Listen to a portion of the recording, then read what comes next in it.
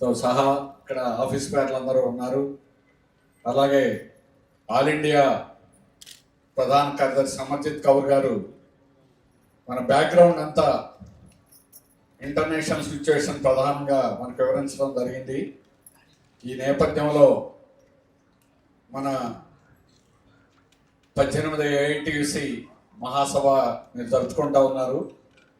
మేము ఇదే రాయలసీమలో నంద్యాలలో CITU రాష్ట్ర మహాసభ జరుపుకున్నాం. దానికి రవీంద్ర గారు హాజరై సందేశం ఇచ్చారు. ఈ సందర్భంగా రాధాకృష్ణ గారు ఐక్య ఉద్యమాలు ఒక్కటే ఈరోజు కార్మిక వర్గం యొక్క హక్కులు కాపాడడానికి ఒకే ఏకైక మార్గం, రెండో మార్గం లేదు.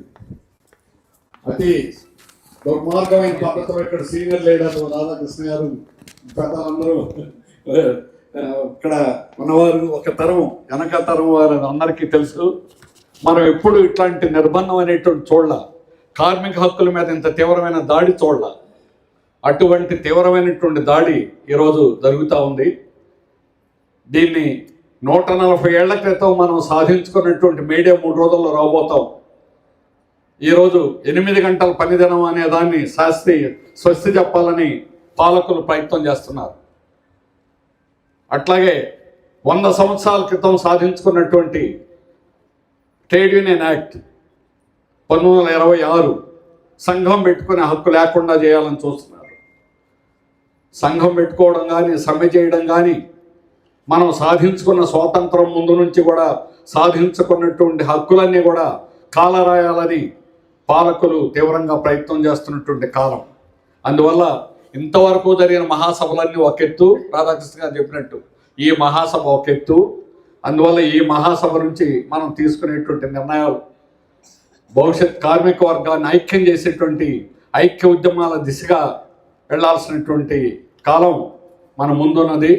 దాన్ని మీరు 2 రోజులు కూడా ముఖ్యంగా చర్చిస్తారు. ఈ కాలంలో కేంద్ర రాష్ట్ర ప్రభుత్వాలు చేస్తున్నటువంటి విధాన పరంగా ఆర్థిక సమస్యల వరకే మనం పరిమితం అయితే మనం ముందుకెళ్ళలేము. ఆర్థిక సమస్యలు ఏ ఒక్క సంఘం చేసినా గత 5 ఏళ్ల ప్రభుత్వం చూసాం, ఇప్పుడు ఈ 2 ఏళ్ళు ప్రభుత్వం కూడా చూసాం. మీకు జీతాలు పెంచాం మనం ఎప్పుడూ చూడాలగా. అలాగే NGO నాయకులు ఇక్కడ ఉన్నారు, గొప్పరాజు గారు, వారికి ఇప్పుడు బకాయిలు ఇవ్వాలి. బకాయిలు ఇవ్వడమే, ఒక DA ఇచ్చి DA వాడివ్వడం ఏంటి? 6 నెలలకు ఒకసారి ఇచ్చేటువంటి DAని మీకు DA ఇచ్చాం కాబట్టి మీకు జీతాలు PRC లేదు. బకాయిలు 30,000 కోట్ల రూపాయల బకాయిలు ఉంటాయి. 1 ఇచ్చాం, 2 ఇచ్చాం, 6 నెలలకు ఒకసారి ఒక DA ఇచ్చామని అంటే ఈరోజు ఉద్యోగులను సంతృప్తి పడమని చెప్తున్నారు. ఉపాధ్యాయులు పోట్లాడుతున్నారు. No pension, new pension is no pension. Pension కాదది, పెన్షన్ లేకుండా చేయడం అంటే ఇప్పటి వరకు మనకు ఉన్నటువంటి హక్కులన్నింటినీ కూడా కాలరాసేదానికి ప్రయత్నం చేస్తున్నారు. రెండోది, ఇప్పుడే అమర్జిత్ గారు లాస్ట్ వర్డ్ ఏమిటనంటే కార్పొరేట్ ఇండియా. దానికోసం మన రాష్ట్రాన్ని ఏ రకంగా కార్పొరేట్ ఇండియా చేస్తున్నారో మనం చూడాలి. కార్పొరేట్ ఇండియాని భారతదేశంలో ఇంక్లూడింగ్ గుజరాత్లో కూడా చేయనట్టుగా ఆంధ్రప్రదేశ్లో చేస్తారు. మన గనులు, మన సముద్ర తీరం, మన భూములు, ఋషికొండ 99 రూపాయలకు ఇస్తానని వాడు ఎంత ధైర్యంగా చెప్తాయి, అయినా ఇంకా ఇస్తామని చెప్తున్నారు. 99 పైసలు ఎందుకనంట జగన్ రూపాయికి ఇచ్చాట, అందుకని 99 మీ బాబు గారు సొమ్మ 99 పైసలు ఇవ్వడానికి నీకేం హక్కు ఉంది? ఒకప్పుడు అసైన్డ్ ల్యాండ్, ఈరోజు పేదవాళ్ళు ఆ తరలివాడు భూమి మేము పట్టాలు ఇప్పించినటువంటి భూమి అది. మన వామపక్షాలు పోట్లాడినటువంటి అనంతపురం ప్రాంతంలో పట్టాలు ఇచ్చినటువంటి ప్రాంతం అది. ఆ పట్టాలు ఇప్పుడు ఆ భూములన్నీ కూడా పేదవాళ్ళ దగ్గర నుంచి లాక్కొని నువ్వు డేటా సెంటర్ పెడతానంటున్నావు. పచ్చి మోసం, ప్రతిదీ అబద్ధమే. ఇందులో వాస్తవం అనేటువంటిది ఒక్కటే లేదు. చంద్రబాబు, మోడీ ఇద్దరు కూడా పచ్చి అబద్ధాలు మాట్లాడుతూ వాడు అక్కడ మేక్ ఇన్ ఇండియా అంటూ, ఈయన ఇక్కడేమో రాష్ట్రాన్ని పెట్టుబడుల ద్వారా అభివృద్ధి చేస్తామని. కార్మిక వర్గం ఇప్పటిదాకా మన జీతభత్యాలు పెంచకపోయాడు. ఆత్మగౌరవం ఈరోజు కార్మిక వర్గం ముందున్న సమస్య, మీరు అసలు ఎందుకు పనికి మాలిన వాళ్ళు, కార్పొరేట్ వాళ్ళే గొప్పవాళ్ళు అది. అందువల్ల యావత్ కార్మిక వర్గం దీన్ని ఎలా ఎదుర్కోవాలనేటువంటిది, మనకున్న హక్కులన్నీ కూడా కాలరాస్తే మనకు వేరే మార్గం అనేటువంటిది లేనిటువంటి పరిస్థితిలో ఈరోజు యావత్ కార్మిక వర్గం, ఉపాధ్యాయులు, అలాగే ఉద్యోగులు అందరూ కూడా రాష్ట్రంలో శ్రమజీవులు అనేటువంటి వాళ్ళు రైతాంగంతో సహా మనం కలుపుకొని ఉద్యమాలు చేయగలిగినప్పుడు మాత్రమే మన హక్కుల్ని ఈరోజు కాపాడుకోవడం జరుగుతుంది. ఎట్లాంటి వాళ్ళు వాళ్ళకి సమర్థించే వాళ్ళు ఎంత గొప్పవాళ్ళైనా ఖచ్చితంగా కాలగర్భంలో కలిసిపోతారు. ఏ సంఘాలైనా ఈరోజు ప్రభుత్వాన్ని పాలక వర్గాన్ని సమర్థిస్తే ఖచ్చితంగా వారికి చరిత్ర అనేది ఉండదని మనం గుర్తుపెట్టుకోవాలా. మనం ఈరోజు ఎంత శక్తిగా ఉన్నామని అంటే మనం శక్తిగా లేవు. మేము 5 లక్షల మంది, లేకపోతే మీరు ఒక 5 లక్షల మంది, 10 లక్షల మంది, మొత్తం కార్మిక వర్గంలో మనం చిన్న భాగం. కానీ మనం ఈరోజు తీసుకునేటువంటి నిర్ణయం యావత్ కార్మిక వర్గాన్ని కలిపేదానికి, యావత్ కార్మిక వర్గాన్ని కలిసి ముందు నడిపించేటువంటి మార్గం ఖచ్చితంగా కార్మికుల్లో ఈరోజు ఎదురు చూస్తున్నారు. వాళ్ళకి ఆ మార్గం లేదు. ఒకప్పుడు పైరువేలు చేసి పైరువేలతో సాధించుకున్నటువంటి కొన్ని సంఘాలు ఉండేవి. ఈరోజు పైరువేలతో ఎవడు సాధించుకునేటువంటి పరిస్థితి లేదు. వాళ్ళు కార్పొరేట్ అనుకూలంగా ఉన్నందువల్ల ఏ నిర్ణయం తీసుకున్నా వాళ్ళకి అనుకూలమైనటువంటి నిర్ణయాలే. అందువల్ల ఏ నిర్ణయం కూడా మనకు వ్యతిరేకమైనటువంటిదే. అందుకని వాడు చెప్పేటువంటి ఇక్కడే శ్రీ సిటీలోనే ప్రకటించాడు. ఆయన వచ్చినటువంటి ఆగస్టు 17వ తేదీన 2024 ఆగస్టు 15 ఇక్కడే ఆయన మొదట ప్రకటించింది. మేక్ ఇన్ ఇండియా కాదు, స్పీడ్ ఈజ్ ఆఫ్ డూయింగ్ కాదు, స్పీడ్ ఆఫ్ డూయింగ్ అనేది ఇక్కడే శ్రీ సిటీలోనే ఆయన ప్రకటించాడు.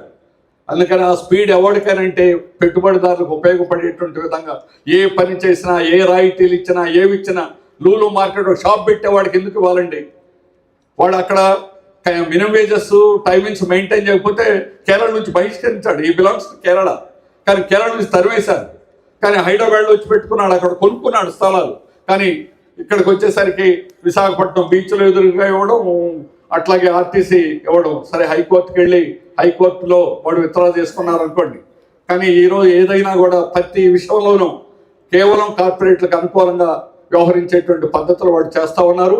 మన పని గంటలు దారుణంగా పెంచుతున్నారు. ఎక్కడ ఏ ఇండస్ట్రీలో కూడా మీరు ఇప్పటికే 12 గంటలని సెక్యూరిటీ అన్ని చోట్ల కూడా 12 గంటలు వచ్చింది. అమరావతిలో వాడంతటా వాడు తాగలో పెట్టుకొని వాడు కృష్ణారెడ్డి కంపెనీ వాడు దగ్గర పెట్టుకున్నది. నేను వెళ్ళి స్వయంగా చూసొచ్చా. వాడు తప్పకుండా వాచ్మెన్ దగ్గర పెట్టింది మాత్రం కాదది. ఎందుకు వాచ్మెన్ దగ్గర పెట్టాడని చెప్పారు. 12 గంటలు అందరితో పని చేయిస్తున్నాడు.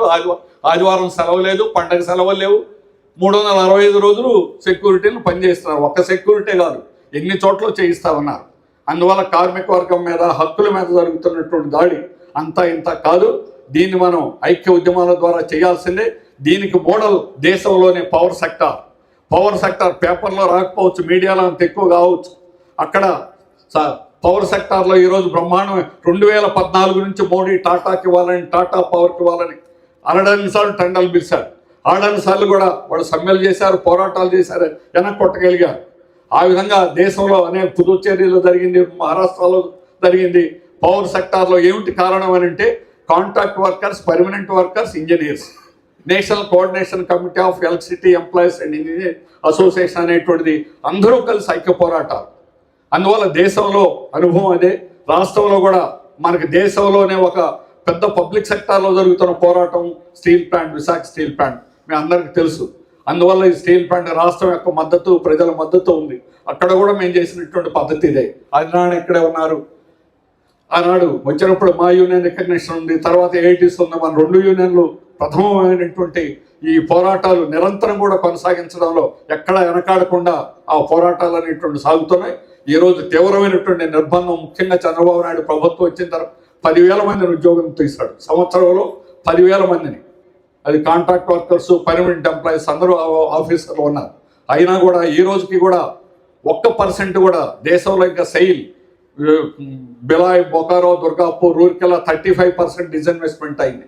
వైజాగ్ స్టీల్ ప్లాంట్లో ఈ రోజు కూడా 1% కూడా ప్రైవేట్ కాకుండా ఉన్నదనంటే కార్మిక వర్గం యొక్క ఐక్య పోరాటం వల్ల మాత్రమే ఈరోజు స్టీల్ ప్లాంట్ మనం కాపాడుకోగలుగుతున్నాం. రాబోయే కాలంలో చంద్రబాబు నాయుడు అవసరమైతే ప్రభుత్వాన్ని దించేదానికి కూడా యావత్ కార్మిక వర్గం, రైతాంగాన్ని కదిలించడం ద్వారా, ఐక్య ఉద్యమాల ద్వారానే ఈ ప్రభుత్వాలు పతనం అవుతాయి, ఈ విధానాలు ఓడిపోతాయి.